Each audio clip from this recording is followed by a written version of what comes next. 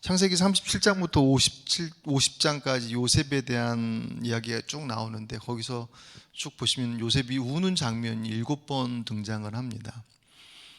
앞에 6번 형제들을 만남의 과정 속에서 흘리는 눈물, 그리고 마지막에 이제 아버지 야곱이 죽었을 때 그때 이제 슬퍼함에 애통하는 그 모습으로 눈물이 흘려지는데, 흥미로운 것은 요셉의 그 앞에서의 6번의 눈물, 아버지 돌아가셨을 때 우는 눈물 말고 앞에서 6번의 눈물은 어떤 눈물이냐면, 슬퍼하고 애곡하는 그런 눈물이 아니라 기뻐하고 감격의 눈물이에요. 그러니까 사실 이런 경우도 성경 안에 흔치가 않아요. 주로 이제 눈물을 얘기할 때 성경은 거의 애통하는, 예수님께서도 눈물을 흘리시는 장면이 나오거든요. 그 백성들의 모습들을 보시고 안타까워하시며, 그리고 곳곳에 성경 구약으로부터 신약에 이르기까지 눈물이라고 하는 장면은, 우리가 흔히 그냥 눈물을 흘릴 때는 슬퍼하고 애통해서 흘리는 눈물들이 많이 있으니까. 그런데 유독 요셉이 이야기 안에, 그의 이야기 안에 6번의 눈물을 흘리는 장면이 나오는 것도 흔치 않은데, 그 내용이 다 슬퍼해서 흘리는 눈물이 아니라 감격하고 기뻐해서 흘리는 눈물인 것은 사실 더 특이한 부분입니다. 물론 요셉이 고생을 많이 하고 13년이긴 하지만 그 힘든 인생을 살아가면서 아주 감성이 풍부해지고, 그래서 눈물 많이 흘린다고 볼 수도 있기는 하겠지만, 요셉의 눈물이 그냥 감성적인, 감정이 풍부해져서 나오는 그런 눈물만은 아닌 것 같아요. 이렇게 보면 정말 하나님의 은혜로 살아가는 삶, 우리가 뭐 성경만이 아니라 우리의 삶 속에서도 정말 주의 은혜로 살아가는 분들은 눈물이 많잖아요. 그러니까 물론 정말 막 안타까워서 흘리는 눈물도 있지만, 감격해서 흘리는 눈물도 있고, 감사해서 흘리는 눈물도 있고, 뭐 그런 것처럼 하나님의 은혜로 인해서 상상도 못할 그 나락에서 그런 삶을, 새로운 삶을 경험했었던 야곱 하고 있기도 하고요. 그러면서 이제 하나님의 마음이 뭔지를 알아가는 거죠. 하나님의 은혜를 받았다라는 게 단지 무슨 막 어떤 신비로운 어떤 큰 체험을 하고 경험을 했다, 그 부분들은 하나님의 은혜를 누렸다라는 것은 아주 극히 부분의 일부에 불과한 거죠. 하나님의 은혜를 알았다는 것은, 입었다는 것은 그분이 어떤 분인지를 알게 됐다는 거죠. 그래서 그분의 마음, 하나님이 왜 그러셨는지, 왜 그렇게 하시는지에 대한 것을 알기에 그것에 반응하다 보니 그것이 감정적인 부분으로 드러나서 감격하기도 하고 기뻐하기도 하고 눈물을 흘리기도 하는 그런 모습들이 나타나죠. 오늘 본문에서 요셉이 우는 장면은 동생 베냐민 만나고 나서 감격해서 우는 장면이에요.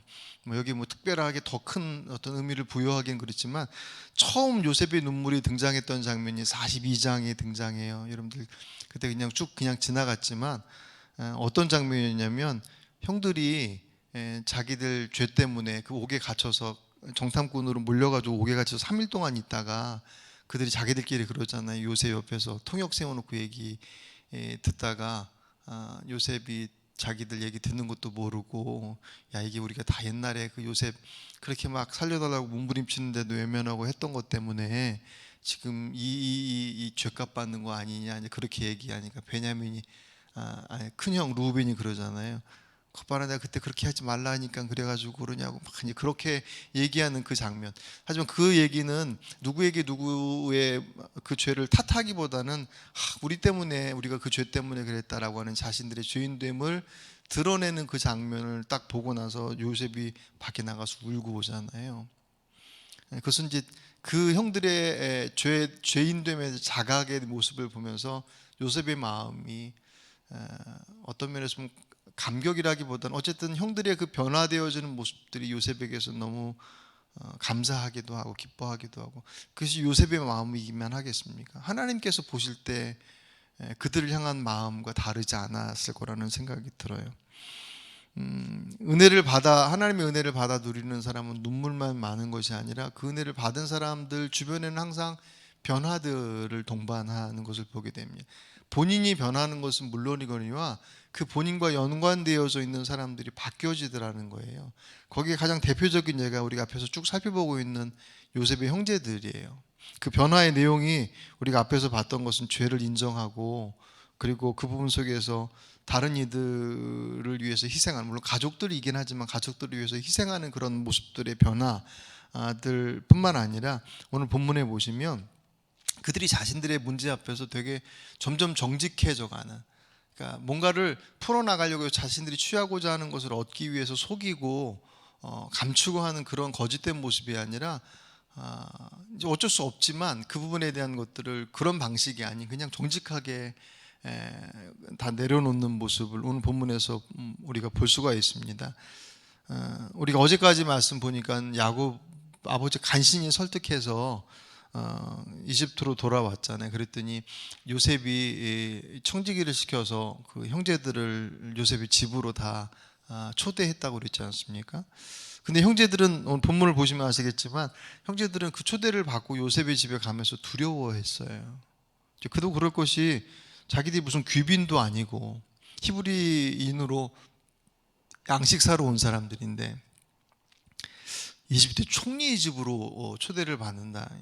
사실은 그 요셉의 호의가 그들에게 있어서는 의심할 만한 것으로 여겨질 수도 있겠죠. 왜냐하면 이미 전에 양식 가지러 사러 왔다가 정탐꾼으로 몰려서 형제 시므온도 지금 볼모로 잡혀 있는 상태고, 그리고 나서 간신히 양식 얻어가지고 갔다가 지금 다시 온 시기가 정확하게 얼마나 걸렸는지에 대한 것들이 기록도 있지 않아요. 그런데 일반적으로 지금 애굽에서 그 야곱의 가정이 살고 있었던 지역까지의 거리가 한 400km 정도 된대요. 그러니까 거리로 이동해서 거리하면 뭐 2주에서 3주 정도 되는 거리라고 그래. 그러니까 가는 데만 소요되는 시간이 그만큼이에요. 올 때도 그러면 한 달 정도가 왔다 갔다 걸리는데 그 안에 양식 가져간 거 다 먹었잖아요. 그러니까 그 시간은 또 얼마나 걸리는지 몰라요. 그러니까 오랫동안 또 지체하다 왔으니 그것도 걸리는데 제일 걸리는 것이 양식 가지고 왔던 그 자루에 돈이 다 들어가 있었던 거. 그게 이제 제일 마음에 걸리는 거잖아요. 오늘 본문에서도 이제 그 얘기를 하죠. 그것 때문에 우리 붙들어 놓고 우리 거 다 뺏어가고 노예로 삼으려고 하는 거 아니냐. 이제 그런 의심을 그들이 하죠.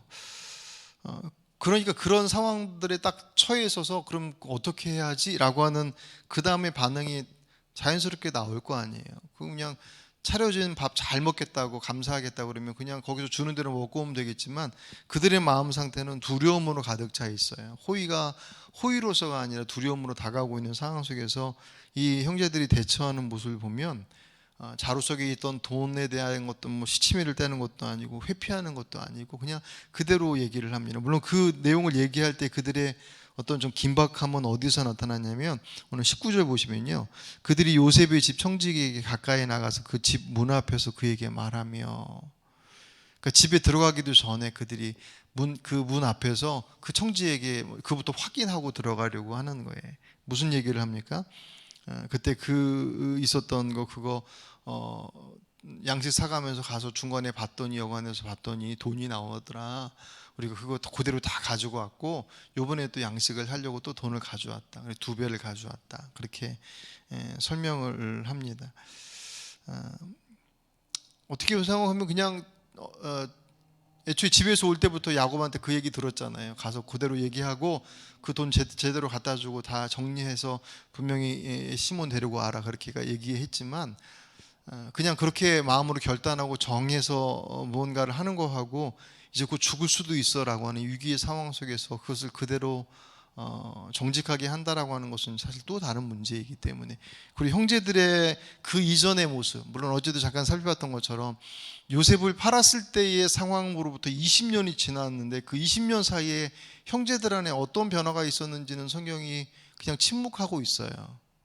그냥 계속 그렇게 그런 인생을 살아왔었는지 아니면 그리고 나서 죄책감 때문에 계속 마음속에서 애닫고 살았는지에 대해서는 모르지만 어쨌든 그들에 대한 판단을 할 수 있는 것은 그리 그런 상황 속에서 깔끔하고 정직하게 반응하는 사람들은 아니었으니 오늘 본문에서 그들이 보이는 그런 책임 있는 반응은 결국 본래 그들의 모습과는 다른 모습이지 않느냐.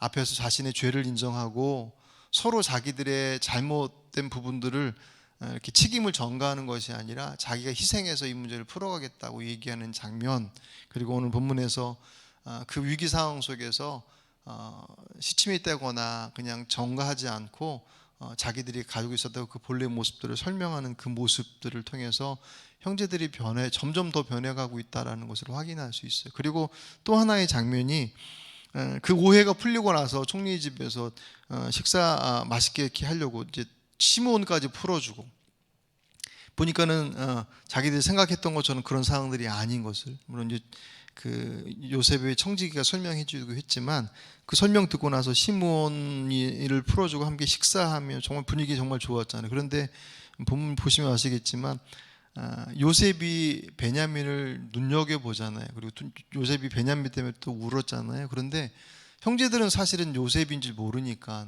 애굽의 총리가 유독 자기들 막내한테 관심을 보이는, 그랬더니 맨 마지막의 부분을 보면 먹을 것을 주는데 어떻게 차별해서 주냐면 오늘 본문의 34절을 보시면 요셉이 자기 이 음식을 그들에게 주되 베냐민에게는 다른 사람보다 5배나 주매. 형제들 바로 전에 33절에 형제들을 루벤서부터 해서 첫째부터 막내까지 쭉 이렇게 순서대로 앉히는 걸 보고 이상하다라고 생각했는데 거기 그 이상하다 생각할 틈도 없이 베냐민에게 음식을 같이 나눠주는 것에 비해서 5배나 더 많이 주는 호의를 베풀어요. 이 5배라는 게 애굽 사람들한테는 완전수래요. 그러니까 그 성경에서 나오는 숫자들에 있어서 성경에서 완전수는 3하고 7이 완전수인 것처럼 애굽 사람들에게서 5라는 숫자가 완전수라는 거예요. 다른 요셉의 가족들은 히브리인들이니까 그건 상관없겠지만 어쨌든 5배나 주었다라는 것은 그렇게 많이 먹어라라고 하는 것보다는 그 사람에 대한 어떤 특별한 마음이 표현되어지는 방식이라는 거죠. 다 11명을 딱 앉혀놓고 막내에게만 그렇게 몰아줬어요. 그럼에도 불구하고 그들이 34절 끝부분을 보시면 어떻게 반응하냐면 그들이 마시며 요셉과 함께 즐거워하였더라. 아멘. 그러니까 요셉으로 하여금 요셉 때문에 사실 차별받던 그 형들이 요셉을 팔아버렸었잖아요. 그런 모습들하고는 사실 분명하게 대비되는 모습인 건 틀림없죠. 베냐민에게 지금 그 위중한 상황을 지나고 나서 또 그 이후에 또 어떻게 전개될지 모르겠지만 어쨌든 베냐민에게 행하고 있는 그 요셉의 특별한 관심이 더 이상 형제들에게 있어서는 시기의 대상이 되지 않아요.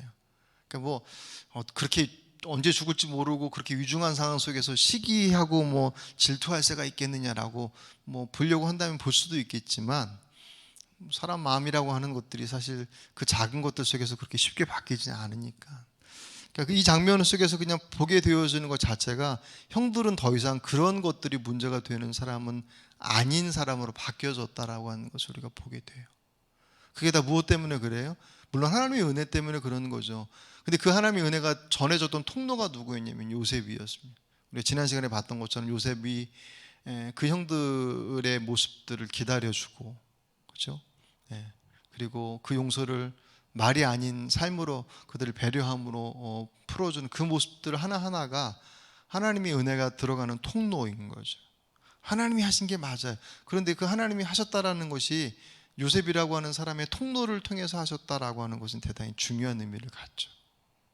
또 하나의 모습이 이제 오늘 본문에 등장하는 그 요셉의 청지기예요. 앞에서 반복해서 설명했던 내용들처럼 형제들이 그렇게 불안하면서 얘기했더니 그 요셉의 청지기가 뭐라고 대답합니까? 오늘 본문 23절이요. 23절을 같이 보실까요?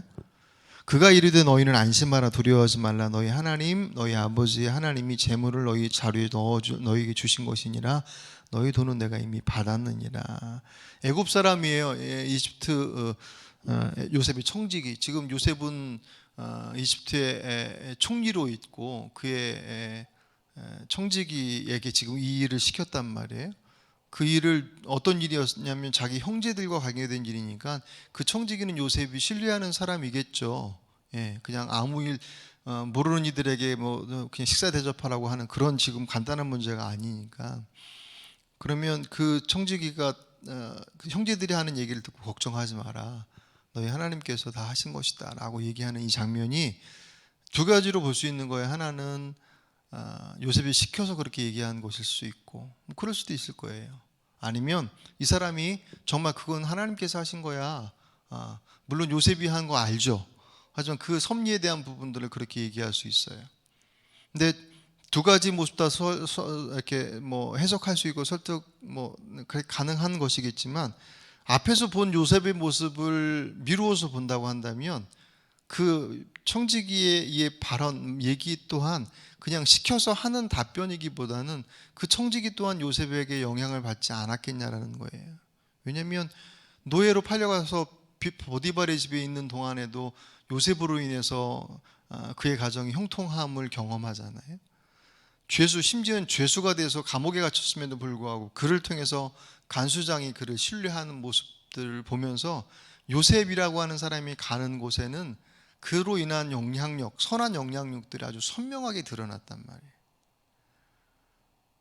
그것이 그냥 그들이 눈에 보여지는 어떤 물질의 풍요로움이라는 부분으로 나타나기도 하고 다른 부분으로 나타나기도 하겠죠. 오늘 본문의 23절에 얘기하고 있는 청지기의 모습으로 봤을 때는 그의 어떤 그 언어나 그 선택하는 단어의 내용들을 봤을 때는 그도 요셉에게 그 여호와 하나님에 대한 신앙에 영향을 받지 않았겠느냐.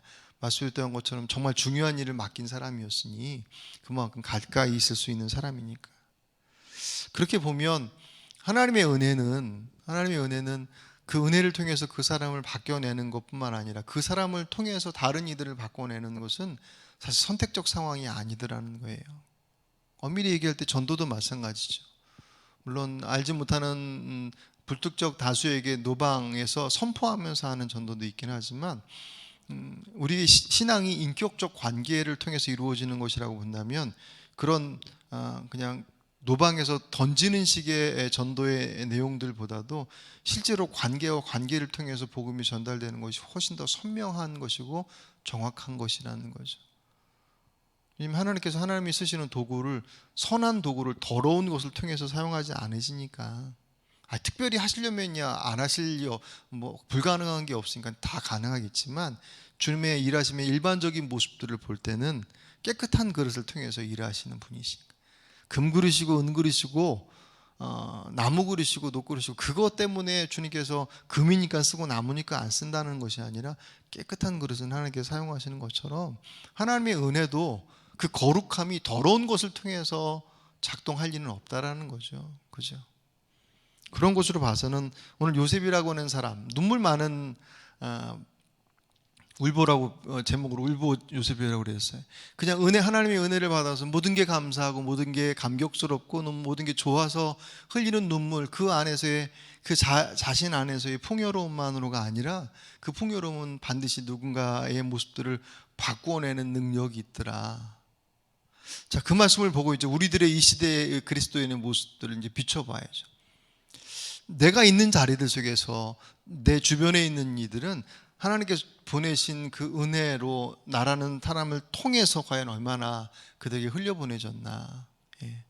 다 요셉만큼 그렇게 막 이렇게 역동적으로 바뀌어지고 뭐 그렇지는 않다 할지라도 적어도 히브리서에 보시면 히브리 11장 38절에 이런 표현이 있습니다. 이런 사람은 세상에 감당하지 못하느니라. 이런 사람은 누구냐면 그리스도인들이에요. 그리스도인들은 세상에 감당하지 못하는. 이때의 뉘앙스는 뭐 질려서 그런 거 아닌 거 아시죠? 세상에 어떤 뭐 재물로 뭘로 막 사람들을 현혹하고 끌어내리고 유혹하고 그렇게 할 수 있는 존재가 아니다. 예, 그거 자체가 그들의 가치가 다르고 삶이 다르기 때문에 그 모습이 그대로 실현된 게 초대교회 때였잖아요. 그래서 그 초대교회 사도행전 2장, 3장, 4장에 보시면 나중에 바리새인들과 제사장 그룹들이 주께로 돌아온 이들이 많더라는 표현들이 많이 나와요.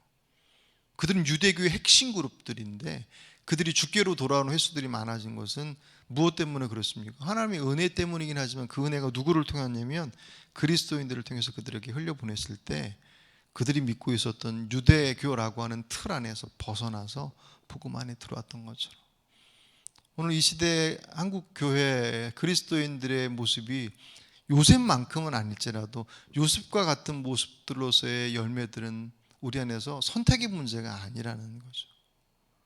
주님 앞에 우리가 섰을 때 무엇으로 판단받겠느냐 할 때 뭐 얼마나 잘했고 많이 했느냐라고 하는 거, 물론 맡겨준 사명들이 있겠지만, 근데 제일 큰 사명은 전도잖아요. 그죠? 복음을 전하는 것이고 그리스도를 믿게 하는 것이고 그들에게 복음이 들어가서 구원에 이르게 하는 것인데, 그 모습은 우리가 예수를 선포했느냐 선포하지 않았느냐라고 하는 어떤 우리들의 외침도 중요하지만, 예수로 살았느냐 살아지 않았느냐라고 하는 그것이 우리들의 삶을 통해서 그들이 영향을 받는 가장 핵심의 내용이 되어지니까. 그래서 사실은 더 우리가 회개하며 기도하고 이 시대를 향한 우리들의 모습들을 주님 앞에서 다시금 정돈해야 될 때인 것이 틀림없는, 우리에게 주신 몫이 틀림없습니다. 오늘 저녁 그런 기도로 하나님, 저희들이 저는, 그러니까 한국 교회는, 한국 성도들은 그렇게 하지 말고 저는 요셉과 같은 모습으로서 열매를 맺고 있는지, 세상 사람과 똑같은 모습들 속에서 그냥 하나님의 능력만을 구하는 모습이 아니라, 우리를 보고 하나님이 영광 받으신다는 건 우리를 통해서 하나님을 본다는 거거든요. 하나님의 영광을 가린다는 것은 우리를 통해서 하나님이 가려지는 거, 비춰지지 않아요. 우리의 죄된 것들만, 욕심만 보여지고, 그렇기 때문에 우리가 하나님의 영광을 가리는 것들이니까, 오늘 우리가 요셉과 같이 요셉을 통해서 변화의 모습들이 그 주변에 있는 이들을 바꿔냈던 것처럼, 하나님, 오늘 저희들이 하나님의 은혜의 통로가 되고 한국 교회와 한국 성도들이 그런 하나님의 은혜의 통로가 될 수 있도록 좀 인도해 주십시오. 우리 더럽고 추한 것들 주 앞에 깨끗하게 씻어서 회개하며 돌이키는 우리의 모습이 되게 하시고, 그 일들을 잘 감당할 수 있는 모두가 될 수 있도록 오늘 위해서 특별히 기도하시고, 또 주 앞에 구하시는 오늘 여러분의 기도의 자리가 되시길 주의 이름으로 축복합니다.